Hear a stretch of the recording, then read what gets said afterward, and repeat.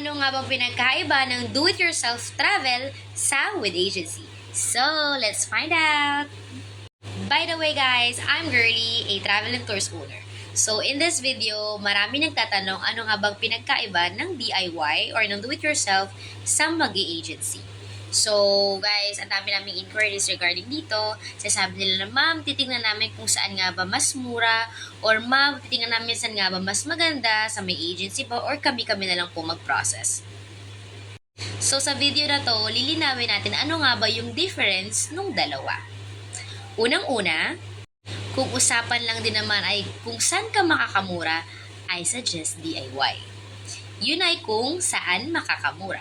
Kasi guys, pag do it yourself, mababudgetan mo pa eh. Pwede kang mag-book sa iba't ibang klase ng application kung saan ka mas okay mag-process. Meron tayong Agoda, may Klook, may Booking.com, may AirAsia, meron tayong mga website ng mga airlines, and also napakaraming platform kung saan mo pwedeng i-process yung booking mo. And mas mahal talaga yung sa under ng agency. Okay, yun yung number 1. Number 2 guys, pag ang tinatanong mo naman ay saan ka safe, I suggest with agency. Okay, so ano ba yung difference? Kapag DIY guys, wala ka kasing agency or wala kang support dito sa Philippines kung ano man yung mangyayari sa'yo doon sa bansa na pupuntahan mo. Compare to kapag may agency ka, meron kang tatawagan dito sa Philippines kung magkaroon mo ng problem sa transfer mo, magkaroon mo ng problem sa mga tour mo, mayroong accident na nangyari, wag naman sana, or kahit na anong uncontrolled situation natin guys, at least may agency ka na nakasupport, which is mas okay talaga siya, lalo na kapag first time traveler ka. Number 3, kung ang usapan naman ay saan ka mas mag-e-enjoy. Ito naman ang opinion ko. Kapag DIY guys, usually kasi do-it-yourself na yung ginagawa ng mga tao kapag traveler na talaga. Meaning sila yung mga marami niyang napuntahang travel, sila yung talagang frequent travelers na talaga, as in. Sabi nila, mas na-enjoy nila yon kasi nga, syempre, pwede nilang i-cancel anytime or pwede mag-avail sila, pwede hindi. So, hawak nila yung mga itineraries nila and okay yon. Then, kung with agency ka naman guys, sa agency kasi guys, marami kaming option na pwedeng ibigay sa inyo. So, pwede kayong pumili ng mga travel na gusto ninyong i-add natin sa itinerary ninyo. So, eto, ideal siya sa mga first-time traveler. So, kaya nga minsan sinasabi natin, kapag first-time traveler ka, mag-agency ka talaga kasi mas okay na kami yung mag-asikaso nung itinerary mo para at least hindi ka na mahirapan at ma-enjoy mo nga yung travel mo.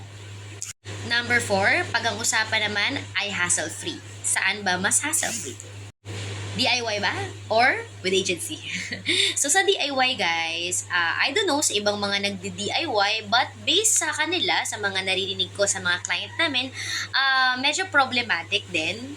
Kasi syempre, sila nagpa-process ng mga bookings nila, and minsan, nahihirapan sila na i-organize ba. Syempre, ikaw mag-aasikaso pa ng outfit mo, i-ready mo pa yung mga bagay-bagay na gusto mong dalhin, yung mga spot na gusto mong puntahan, and minsan, pag nagkakaroon ng mga problem sa operator, stress pa nila.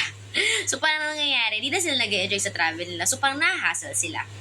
Compare to, kapag nag-agency ka naman, guys, kami yung mag-handle ng buong itinerary para syempre maging hassle-free yung travel ninyo.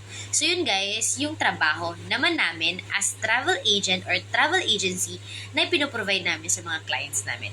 So we will make sure na safe, na talagang mag-e-enjoy at hassle-free syempre yung travel ng client namin. Number 5, kapag ang tanong naman, solo traveler po ako, saan po mas okay, DIY or with travel agency? So ang sagot dyan is, I suggest with agency. Kasi guys, first time traveler ka. And as I mentioned earlier, na mas safe talaga na mag-agency ka muna. And kung gusto mo mag-DIY, kung gusto mo siyang itry, you can try sa next mo na lang na travel. So, but kapag first time ka, pag first time ka, mag-agency ka.